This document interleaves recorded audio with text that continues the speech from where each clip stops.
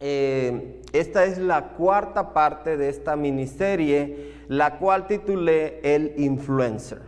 Y cuando escuchamos esa palabra del influencer, pues todo el mundo recurre luego o lleva su imaginación a lo que es las redes sociales, Facebook, YouTube, todo eso, ¿verdad? Pero en realidad quise utilizar esta palabra influencer para ilustrar cómo el Espíritu Santo puede ser el influencer que nosotros como cristianos, nosotros como creyentes de Jesús necesitamos en nuestra vida. Hoy en día hay muchas personas que se hacen llamar influencers y en realidad el trabajo que ellos hacen o la actividad que ellos hacen en algunas áreas han influenciado o han llevado a otras personas a realizar cosas positivas en nuestra sociedad, en nuestra comunidad. Pero también ha habido aquellos que han influenciado en multitudes para cosas negativas. El Espíritu Santo, el Espíritu de Dios, ese siempre nos va a influir y siempre nos va a guiar para acercarnos más y más al Dios Todopoderoso. Entonces, Él es el único influencer que nosotros como creyentes deberíamos de permitir en nuestra vida.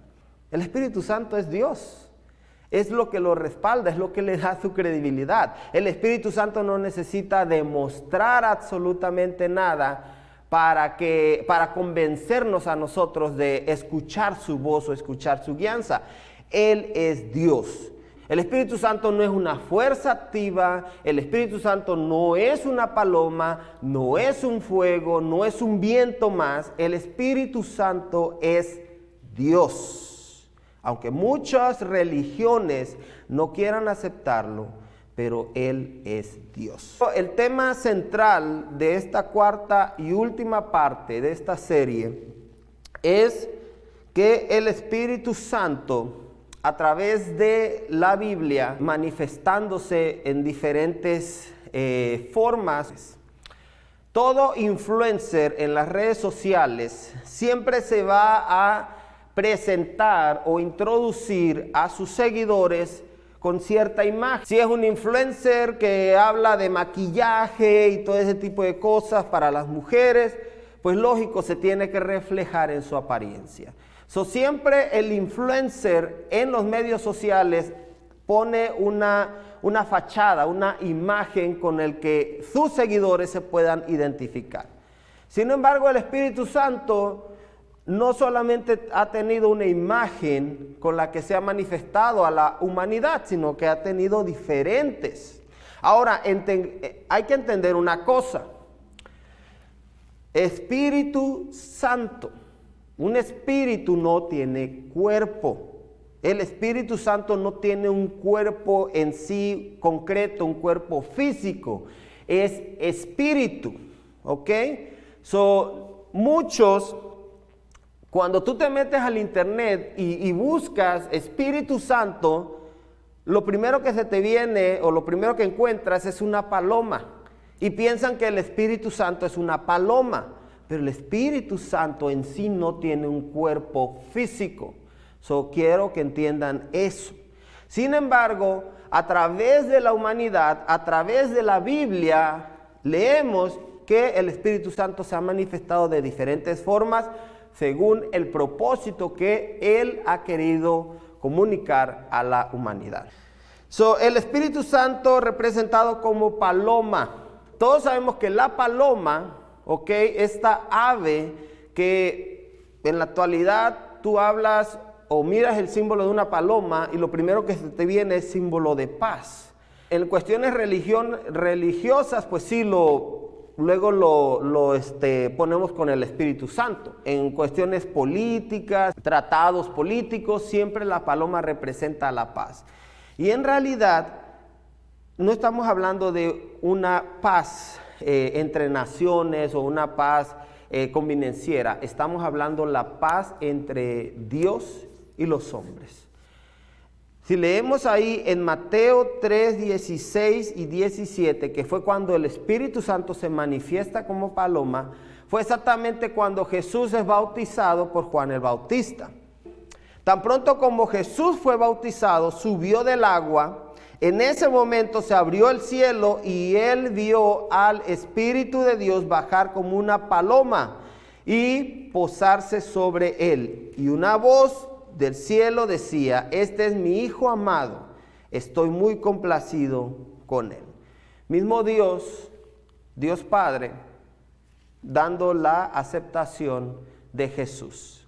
O sea, el Espíritu Santo y Dios Padre manifestándose con Dios Hijo, la Trinidad. Ahí podemos mirar la Trinidad.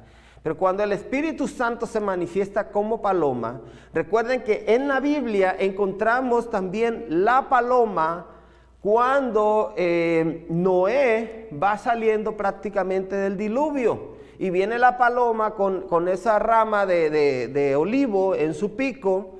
Ahí podemos mirar que la paloma está representando la paz de Dios sobre la humanidad. ¿Por qué? Porque cuando Jesús estaba bautizando, muchos todavía no sabían exactamente qué es lo que iba a hacer Jesús. Varios, por revelación del Espíritu Santo, sabían quién era Jesús y sabían cuál era la misión de Jesús. Dios con nosotros, el sacrificio que Él tenía que hacer para traer salvación a la humanidad. Pero en sí no sabían en qué forma Jesús tenía que hacer esa paz entre Él mismo y la humanidad. Ahí mismo leemos en Hebreos que Dios estaba haciendo esa paz consigo mismo cuando Jesús estaba sacrificando, cuando Jesús estaba yendo a la cruz y estaba derramando su sangre para que la humanidad pudiera tener paz con Dios mismo. Entonces, el símbolo de la paloma, el símbolo que el Espíritu Santo usó en ese momento, fue para representar la paz entre la humanidad y Dios. Nosotros necesitamos tener esa paz con Dios. Necesitamos hacer las paces con Dios. La humanidad necesita acercarse a Dios. Hay muchas cosas que la gente se cuestiona. ¿Por qué las guerras? ¿Por qué los terremotos? ¿Por qué todas estas calamidades que a veces la humanidad sufre? Y sí, a veces la misma humanidad busca, porque está en desobediencia con Dios. Tenemos que buscar la paz con Dios. Y el Espíritu Santo es el que está hoy en día aquí. Recordemos que Jesús, al morir, resucitar y ascender al Padre, Él hizo la promesa de que el Espíritu Santo descendería y estaría con nosotros. Y el Espíritu Santo es el que hoy en día está con nosotros. Y sin el Espíritu Santo la iglesia no pudiera lograr las cosas que ha logrado. La humanidad entera tiene que buscar esa paz con Dios.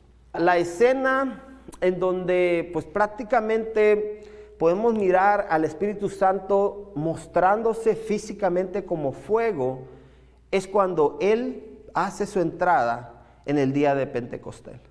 Si vamos a Hechos capítulo 2, dice ahí: cuando llegó el día de Pentecostés, estaban todos juntos en el mismo lugar. Se les aparecieron entonces unas lenguas como de fuego que se repartieron y se posaron sobre cada uno de ellos. Todos fueron llenos del Espíritu Santo y comenzaron a hablar en diferentes lenguas según el Espíritu les concedía expresarse. ¿Ok? Entonces, primero vino una ráfaga de un viento fuerte. Yo me imagino el cuartito ahí donde ellos estaban y viene esta ráfaga, este viento fuerte. Y ya cuando entra todo este viento y la gente empieza como a decir qué está pasando, dice que empezaron a ser llenos del Espíritu Santo. Y mientras estaban llenando del Espíritu Santo, físicamente se manifestaron llamas de fuego en sus cabezas. El que lo escribió, en este caso el autor de Hechos, pues fue Lucas, el médico. Me imagino que Lucas, cuando miró eso, habrá dicho: yo tengo que escribirlo, Porque si yo dejo pasar esto, es como dejar pasar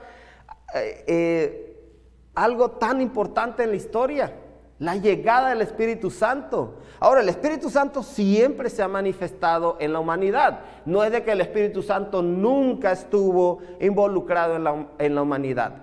Pero recordemos que el Espíritu Santo llegaba y usaba a la persona por un momento, lo llenaba para cierta misión o para cierta encomienda, pero una vez hecho eso, el Espíritu Santo se iba de esa persona.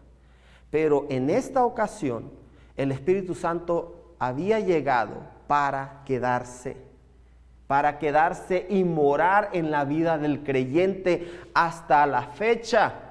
El Espíritu Santo mora en todo aquel que ha aceptado a Cristo Jesús como su único Señor y Salvador. El Espíritu Santo tuvo que utilizar un símbolo, una manifestación para que la gente, para que los creyentes que estaban en ese instante se dieran cuenta que eso era real, que no era una emoción, que no era solamente un sentimiento, sino que era algo literal que estaba pasando, el poder de Dios manifestándose en la vida de ellos. Porque podemos ver ya después cómo este hombre, este apóstol que negó 3 veces a su maestro, de la nada llega y se levanta y sale de donde estaba escondido y le habla a 5,000 personas de este Cristo al cual habían crucificados los líderes religiosos. Al llenarse del Espíritu Santo, tuvo esta fuerza, tuvo esta valentía, tuvo este poder para decirle a estas 5,000 personas: cree en Jesucristo. Imagínense qué tan poderoso fue ese mensaje, que estas personas vinieron y se rindieron a Jesús. Ahora, no fue Pedro, no fue el denuedo, no fue la habilidad de Pedro, fue el Espíritu Santo morando en ese momento en la vida de Pedro. Y a veces nosotros los creyentes caemos en ese error de que queremos nosotros darle orden al Espíritu Santo y de, si viene un ciego, decirle: tú recibe la vista. Pero el Espíritu Santo va a hacer el milagro cuando Él quiera, porque Él tiene un propósito. Él se manifiesta en la vida de las personas con un propósito, no a la disposición de nosotros. No porque yo sea pastor, ya si yo voy a un hospital y le pongo manos a todos, ya por eso se van a sanar todos. No, el Espíritu Santo no trabaja así. El Espíritu Santo tiene un orden, tiene un propósito para cada cosa. Y es lo que muchos creyentes no entienden. No soy yo, no son los predicadores, no son los pastores. Es el Espíritu Santo haciendo la obra a través de nosotros. Eso es lo que tenemos que nosotros creer. El Espíritu Santo llegó y se manifestó como fuego. ¿Ok? Y ese fuego, a pesar de que ya no está flotando en nuestras cabezas como lo hizo en el día de Pentecostal, pero está en nuestros corazones. Ese fuego está aquí adentro. Ese fuego del Espíritu Santo tiene que estar en nuestras vidas. Tiene que estar en nuestros corazones. ¿Por qué? Porque ese es el que nos va a mantener a nosotros buscando de Él, anhelándolo más, deseando estar con Él para el día de la venida de nuestro Señor Jesucristo. Así que el Espíritu Santo ese día se manifestó como fuego. El Espíritu Santo manifestándose como aceite, el aceite de la unción, el aceite de Dios. Y el aceite representa la santidad, ¿ok? Cuando hablamos de santidad, mucha gente luego lo relaciona con perfección. Y no es así. Santidad prácticamente significa apartado o separado de algo. Cuando estamos hablando del Espíritu Santo santificando a una persona, literalmente lo está apartando para el día de la salvación. El Espíritu Santo agarrando a la persona y diciéndole, hey, tú ya no eres de la oscuridad, tú ya no eres de allá, tú eres de acá, tú estás conmigo, yo te he apartado, yo te he sellado para el día de la salvación. Eso significa el aceite. Históricamente, en la cultura judía, en la cultura israelita, podemos mirar de que cuando se elegía a alguien para cierta acción, se le derramaba aceite de oliva en su cabeza como símbolo de que esa persona fue apartada para cierta actividad. Un ejemplo es los reyes. Cuando Dios elegía reyes, siempre Dios mandaba un profeta, a un mensajero, y ungía a esa persona para ser el rey de su pueblo, del pueblo de Israel. Hoy en día nosotros hemos recibido esa unción, la unción del Espíritu Santo, ese aceite derramado sobre nuestra cabeza para que nosotros seamos apartados para nuestro Señor. Podemos leer ahí en Isaías 61:1, el Espíritu del Señor omnipotente está sobre mí por cuanto me ha ungido para anunciar buenas nuevas a los pobres. Me ha enviado a sanar los corazones heridos, a proclamar la liberación de los cautivos y libertad a los prisioneros, a pregonar el año del favor del Señor y el día de la venganza de nuestro Dios, a consolar a todos los que están en duelo y a confortar a los dolientes de Sión. Me ha enviado a darles una corona en vez de cenizas, aceite de alegría en vez de luto, traje de fiesta en vez de espíritu de desaliento. Ahí el profeta Isaías está hablando exactamente sobre aquel que Dios elegiría exactamente para traer la salvación. Está hablando de Jesús. Pero recuerden que la misma unción que recibió Jesús es la misma unción que hoy en día hemos recibido. Claro que nuestra sangre derramada no tiene el mismo poder que la sangre de Jesús, ¿verdad? Pero en unción, cuando me refiero a unción, me refiero a que el mismo mandato que Jesús recibió de venir y llevar libertad a los prisioneros, libertad a los cautivos, es la misma unción que nosotros como creyentes hemos recibido. Porque si ustedes leen ahí en Mateo la gran comisión, ustedes se van a dar cuenta que Jesús también le pasa esa comisión a los apóstoles. Vayan y lleven el evangelio, lleven las buenas nuevas a todos aquellos que ustedes encuentren en el camino, empezando en Jerusalén, en Samaria y hasta los rincones más escondidos de la tierra. Esa es la gran comisión que Dios nos ha dado a nosotros como creyentes, pero no nos dejó solos, no nos mandó nada más como diciendo vayan y a ver cómo le hacen. Nos equipó con la unción del Espíritu Santo. Pero mientras ellos estaban haciendo esta gran comisión, esta enmienda, no lo estaban haciendo solos. El Espíritu Santo estaba con ellos. La unción del Espíritu Santo estaba con ellos. Salmos 23:5 dice, unges mi cabeza con aceite, mi copa está rebosando. El rey David ilustraba la presencia del Espíritu Santo como si fuera aceite derramado sobre su cabeza. El rey David sabía que culturalmente hablando el aceite representaba la unción de Dios, el cuidado de Dios, el Espíritu de Dios descendiendo sobre esa persona. Podemos mirar también al Espíritu Santo manifestándose como agua o como ríos de agua viva. El agua prácticamente es plenitud, es símbolo de plenitud. Cuando tú tomas agua porque estás sediento, llega un momento en que te sientes satisfecho, ¿verdad? Pero llegó Jesús en una ocasión pidiéndole agua a una mujer, a la mujer samaritana, porque Jesús era humano, ¿verdad? Caminaba largas distancias, tenía sed. Entonces, al principio viene Jesús, le pide agua a esta mujer, tiene esta conversación y todo eso. Y llega un momento en que le dice Jesús, si tú supieras quién soy y del agua que yo te puedo dar, esta agua, si tú la pruebas, nunca más tendrías sed. Si leemos ahí en Juan capítulo 4, verso 13, dice, todo el que bebe de esta agua volverá a tener sed, refiriéndose al agua del pozo.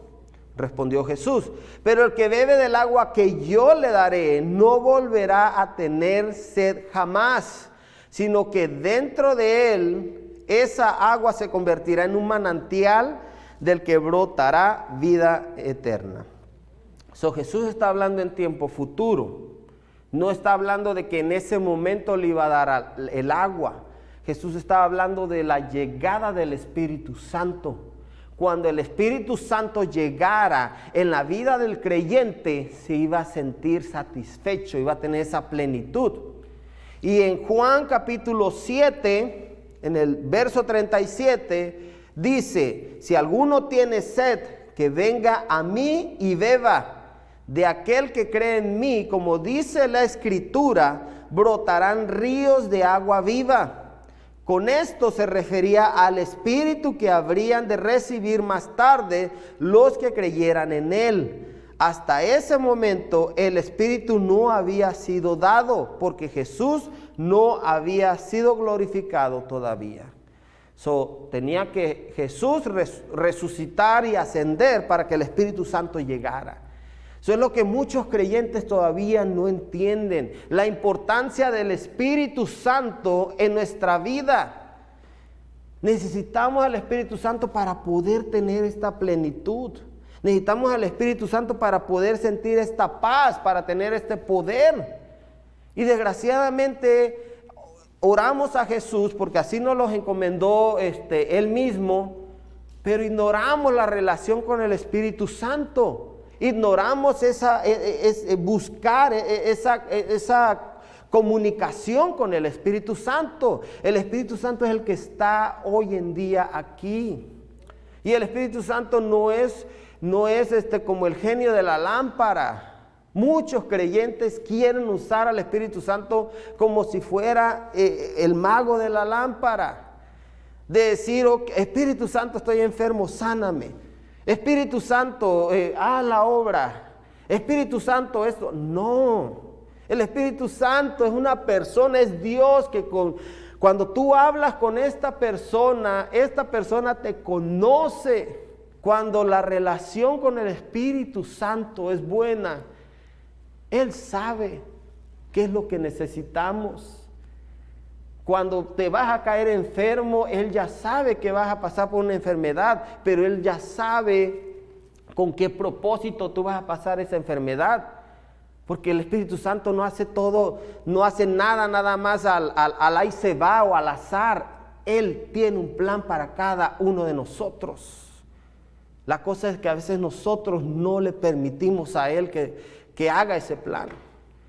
Y me cuento yo mismo, a veces yo soy tan desesperado que yo quiero hacer las cosas a mi manera, creyendo que yo soy más sabio que el Espíritu Santo.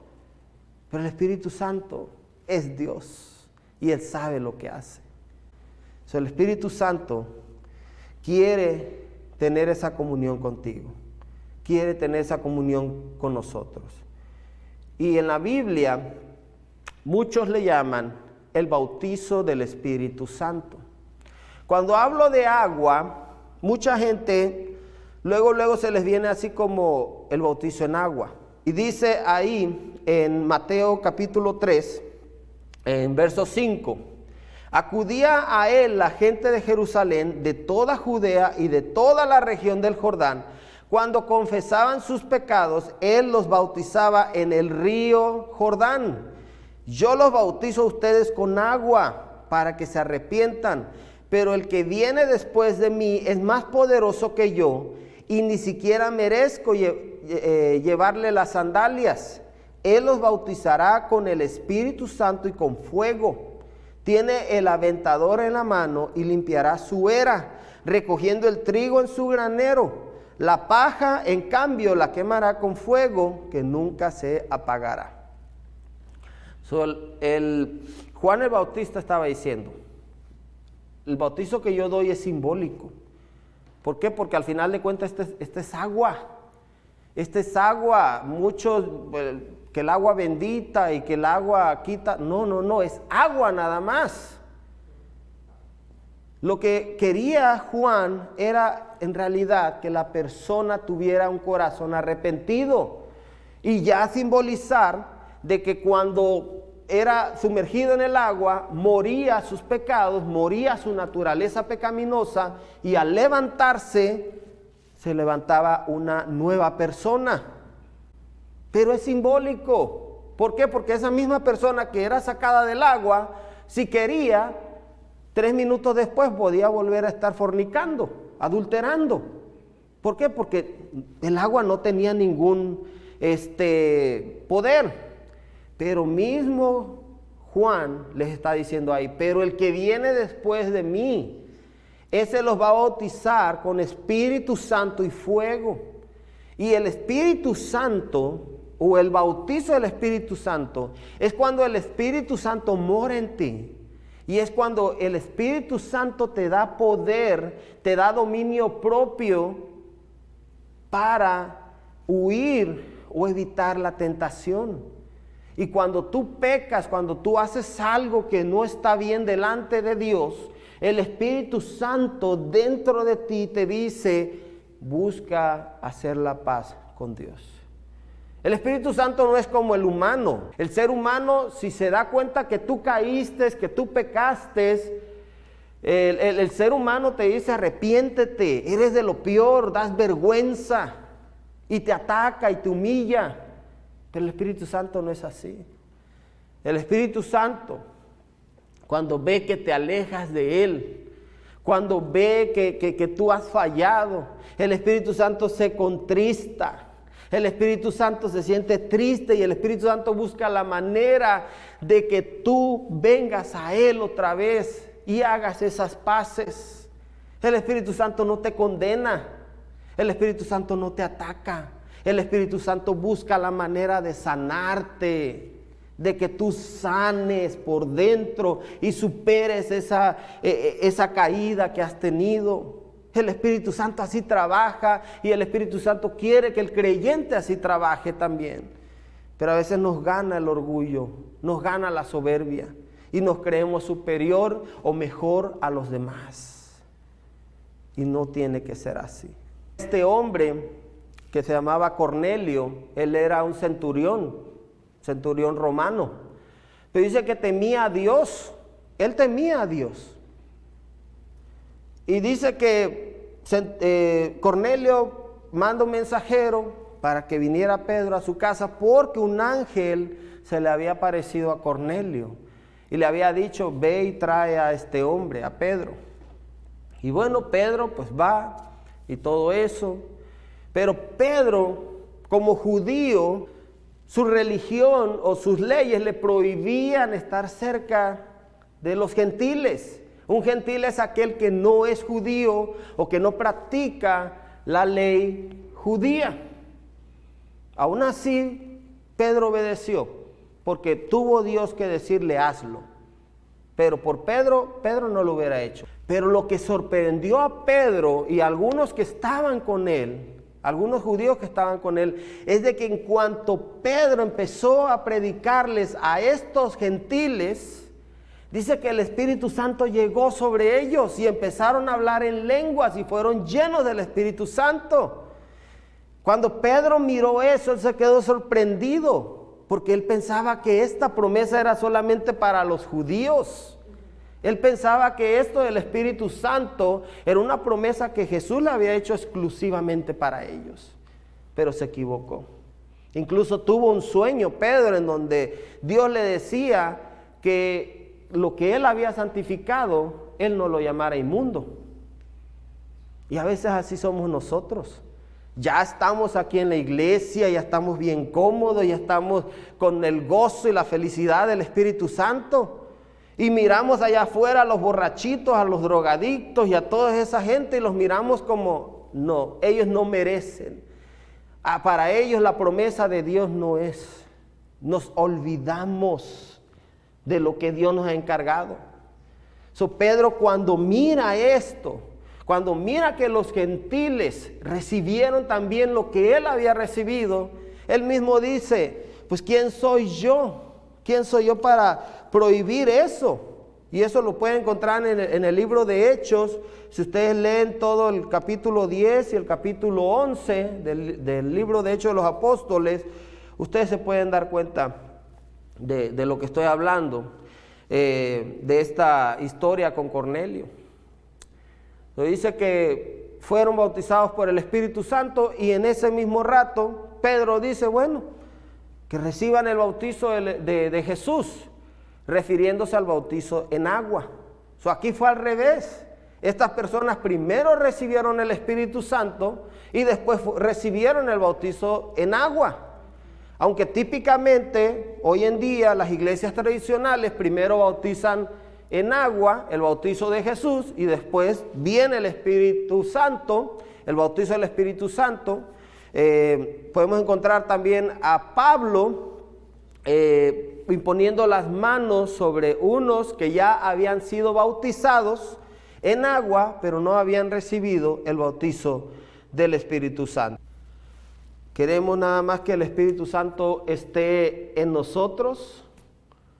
¿O queremos que en realidad el Espíritu Santo se manifieste en nosotros? Porque muchos están como aquellos que guardaron los talentos, recibieron los talentos y los enterraron y no los pusieron a trabajar. Tú que eres creyente, tú que has recibido tal vez el bautizo del Espíritu Santo, ¿qué es lo que estás haciendo con eso tan hermoso que Dios te ha regalado? En Isaías capítulo 10 podemos leer que dice 10:27, acontecerá en aquel tiempo que su carga será quitada de su hombro y su yugo de tu cerviz, y el yugo se pudrirá a causa de la unción.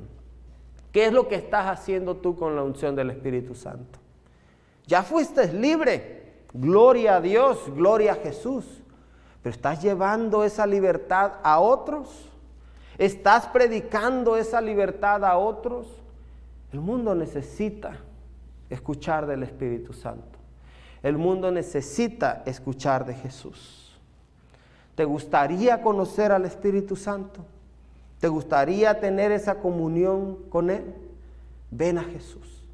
Ven a Jesús.